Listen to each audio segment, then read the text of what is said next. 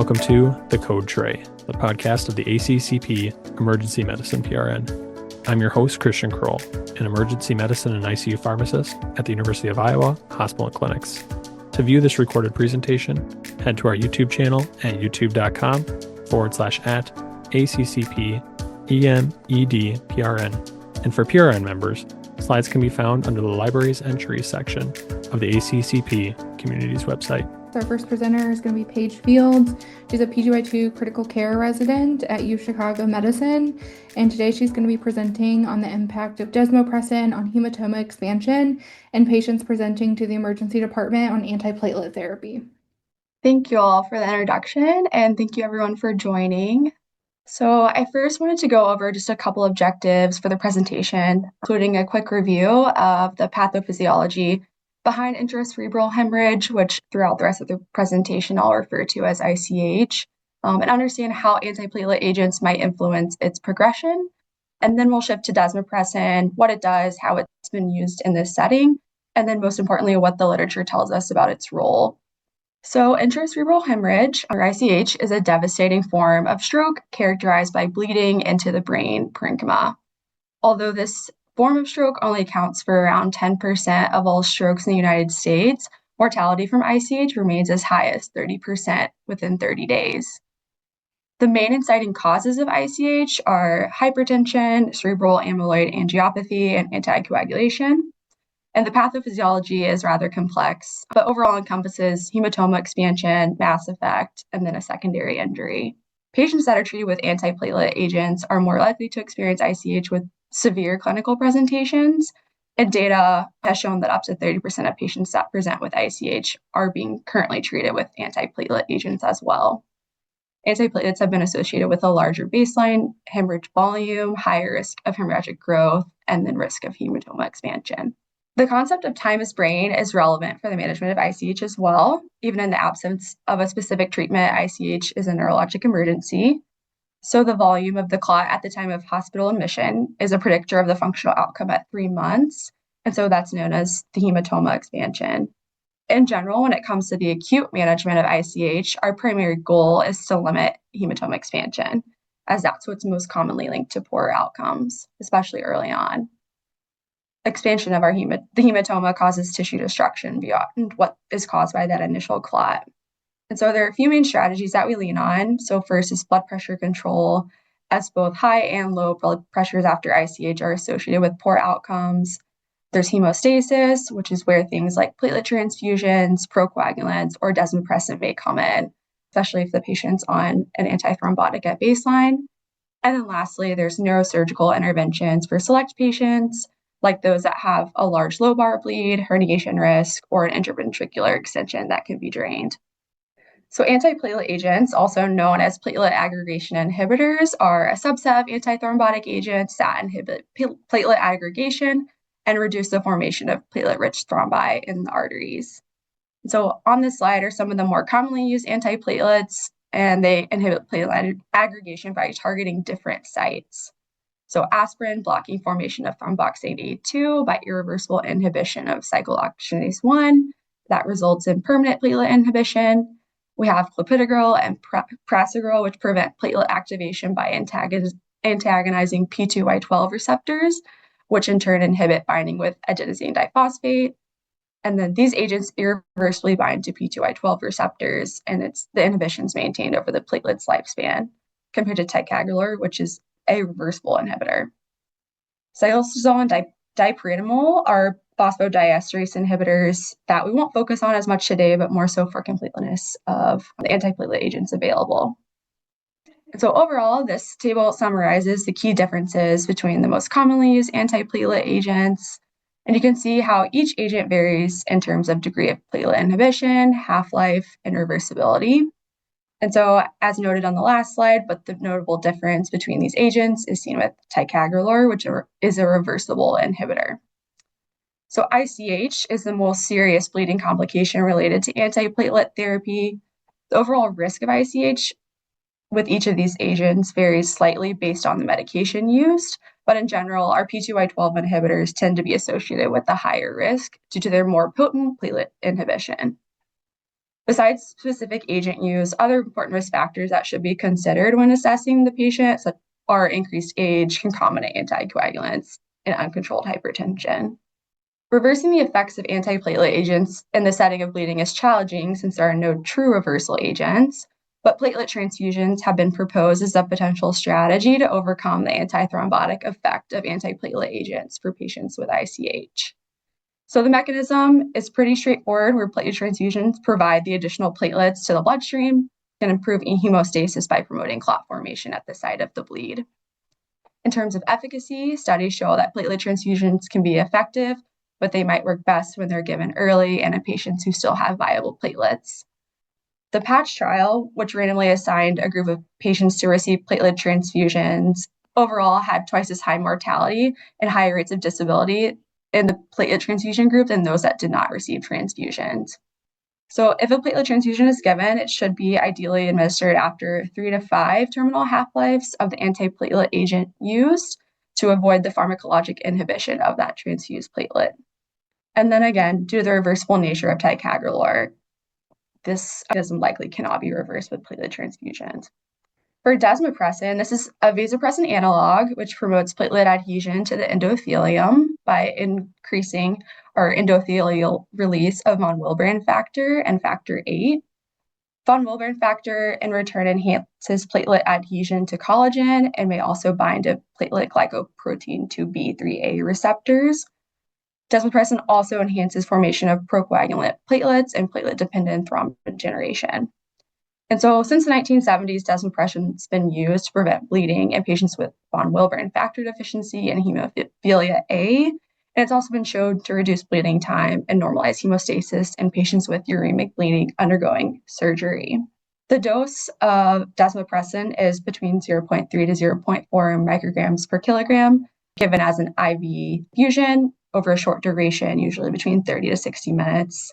Some adverse effects to be aware of would be from the antidiuretic effects of the medication, so that being hyponatremia, hypervolemia, and then decreased urine output. Arterial thrombosis is a risk factor, but mostly theoretical. Most studies evaluating desmopressin for antiplatelet-related ICH have been of retrospective design with small sample sizes.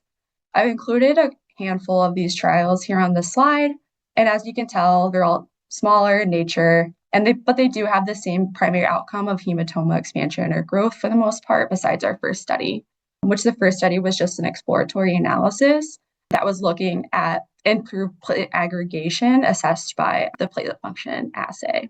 So in general, you can see that the data behind using desmopressin in ICH is rather limited, kind of pushing us in the direction of why we're here today.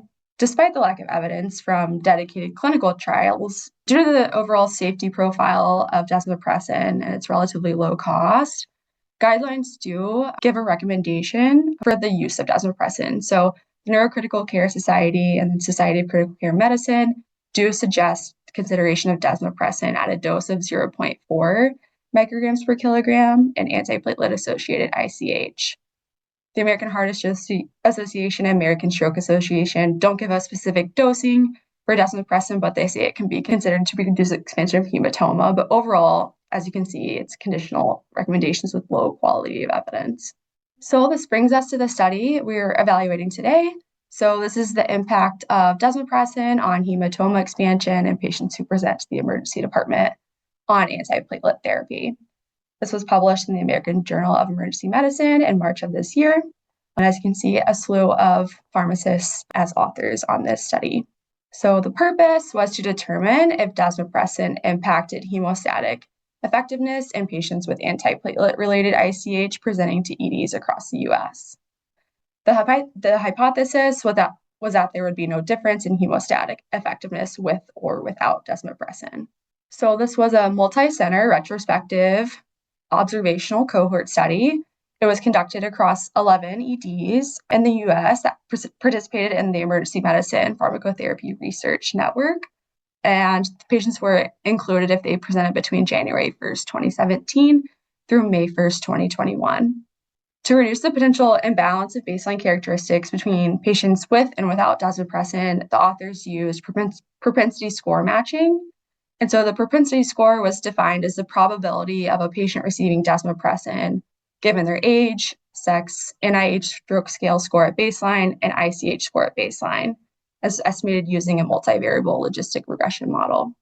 So the patient population included adults that were greater than or equal to 18 years of age that had a primary diagnosis of ICH, which was classified as either an epidural hematoma, an intraparenchymal hemorrhage, subdural hematoma, or subarachnoid hemorrhage, and on at least one antiplatelet agent prior to admission.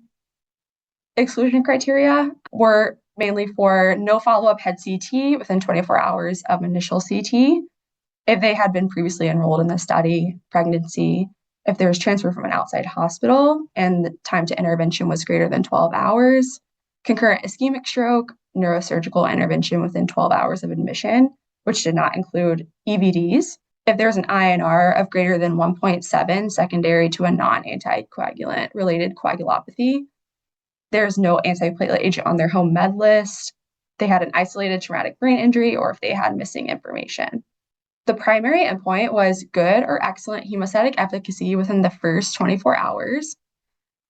And this was given a leeway time of 6 hours following ICH. And this is according to the Scientific and Standardization Subcommittee on Control of Anticoagulation of the International Society on Thrombosis and Hemostasis criteria. So good or excellent hemostatic efficacy was defined as less than or equal to 35% increase in hematoma size. And this was assessed via brain imaging that was done by expert physicians who were blinded to the desmopressin status. And they quantified hematoma volumes using a 3D slicer software. And to eliminate subjectiveness in assessments, these physicians underwent multiple case-based training sessions to ensure competency and uniformity of data collection. Secondary endpoints included discharge modified Rankin scale score and National Institute of Health stroke scale score. Other secondary endpoints included in-hospital and 30-day mortality. And then for safety outcomes, this included thromboembolic events at 7 days, which included ischemic stroke, myocardial infarction, or venous thromboembolism, and then the serum sodium nadir within 3 days. So the study initially screened a total of 1,408 patients, of which 1,084 were excluded. The most common reasons for exclusion was no follow-up head CT within 24 hours, then isolated traumatic brain injury, then concurrent ischemic stroke, and then neurosurgical intervention within 12 hours of admission, and then missing information. So overall, this left 324 patients eligible for analysis, 45 patients receiving desmopressin, and then 279 patients not. And from there, they used the propensity score matching to create a final 1-to-4 matched cohort where there were 35 patients in the desmopressin group and 140 patients in the non-desmopressin group.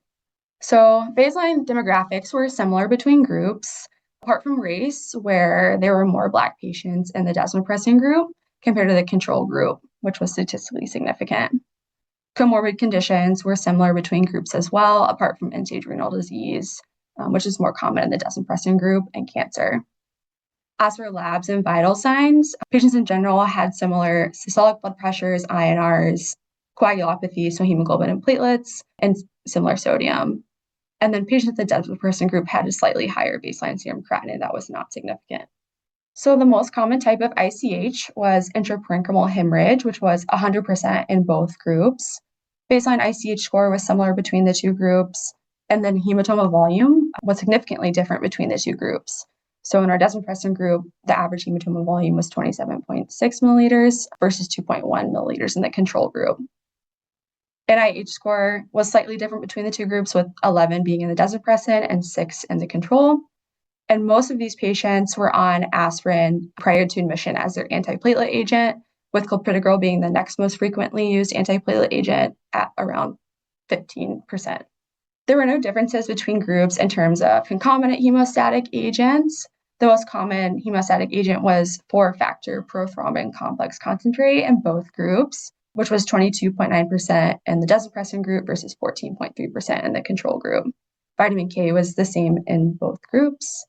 For blood products, this was similar between the groups, except for more packed red blood cells being given in the desmopressin group. So it was 11% in the desmopressin group versus 0.7% in the control group, which was statistically significant. More patients in the desmopressin group also had neurosurgical interventions, including burr hole placement and craniotomy. So for the primary outcome of good or excellent hemostatic efficacy, it was similar between the two groups. So 74.3% of patients in the desmopressin group and 85% of patients in the control group had a difference of 10.7%. There were no differences in the change in hematoma volume or maximum thickness or hematoma expansion of less than 20% as well. And then you can see the logistics of patients in the desmopressin group. Their average dose was 26 micrograms, and this was around 0.3 micrograms per kilogram on a weight-based dosing regimen. Median time to administration was 163 minutes with an interquartile range of 111 to 356 minutes. For our secondary outcomes, so patients in the desmopressin group and the control group had the same modified Rankin score at discharge. Patients in the desmopressin group had higher median NIH stroke scale scores at discharge. So this is 11 versus 2.5. That was not significant, but as you can see, the differences there. And then there was overall no difference in discharge disposition or in hospital or 30-day mortality between the two groups. For safety outcomes, the overall incidence of thromboembolic events at 7 days was low and was not different between the two groups. And then serum sodium nadir was actually the exact same between the two groups at 138, so no difference in any of the adverse events that were recorded. So overall, the author's conclusions did not demonstrate improved rates of good or excellent hemostatic efficacy in patients receiving early desmopressin for the treatment of ICH. But additionally, desmopressin was not associated with an observed increased risk of adverse events. So my critique and overall assessment of strengths and limitations of this study. So strengths-wise, this is a large multi-center data set. So this data came from 11 emergency departments, which increases our generalizability across different practice settings. Also blinded imaging review to assess hematoma volume. So whenever they used the 3D slicer, it was formalized to try to limit the subjectiveness of each of those assessments. And they also evaluated clinically relevant outcomes, both radiographic and clinical. So thinking of hematoma expansion, mortality, thrombotic events, rather than just surrogate markers. Some limitations. So there were baseline differences despite matching. So the larger hematoma volume and higher NIH stroke scale in the DDAVP group is something to take note of. Also, this population was predominantly aspirin as the antiplatelet agent prior to admission. So it does limit our applicability of dual antiplatelet regimens or some of our P2Y12 inhibitors as well. Additionally, the PTA antiplatelet adherence was unknown, so unable to confirm the last time that the dose was given or if they're overall compliant to the regimen prior to admission. There's no report of blood pressure ICP management, which we've learned that both affect hematoma growth as well. And then overall, there's no platelet function testing performed. So something to consider whenever we look back at those initial studies, that some of them did look at some of those platelet function assays as well. But overall, so take-home points for patients with spontaneous ICH on antiplatelet therapy, we do have current limited reversal strategies. So desmopressin did not demonstrate a clinical or radiographic benefit in patients with antiplatelet associated ICH. Despite guideline recommendations, routine desmopressin use is rather up to the provider and hospital specifics of whether or not a risk-benefit profile can be seen. And so overall, the study contributes to the growing body of real-world evidence, questioning desmopressin's role in ICH reversal. And so it kind of reinforces the need for prospective randomized controlled trials to further evaluate timing, dose, and ideal patient population, and maybe include some more of our other antiplatelet regimens as well. And so in general, as pharmacists and clinicians, it's our job to quickly evaluate reversal strategies and avoid automatic use. We don't see a clear benefit. But with that, I will open up to any questions. If you have enjoyed this presentation content and would like to hear more, subscribe via your favorite podcasting app. Additionally, make sure to check out our YouTube page for all recorded presentations. Thank you for listening to this week's ACCP Emergency Medicine Journal Club presentation. Join us weekly for review and discussion of new journal articles in emergency medicine. This podcast provides general information only and does not offer individualized medical or professional healthcare services, including pharmaceutical advice. The contents and materials in the podcast are not intended to be a substitute for inpatient pharmaceutical advice, diagnosis, or treatment. And the use of the contents and materials in the podcast does not constitute a pharmacist-patient relationship. As a result, the information in and materials linked to this podcast are applied at the user or patient's own risk. Users or patients should consult their physician or personal healthcare professional.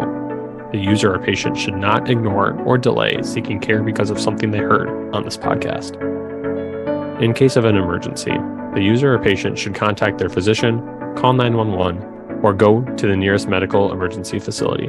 The views and statements expressed on this podcast are those of the host and guest and should not be interpreted to reflect the official position or policy of ACCP or the Emergency Medicine PRN.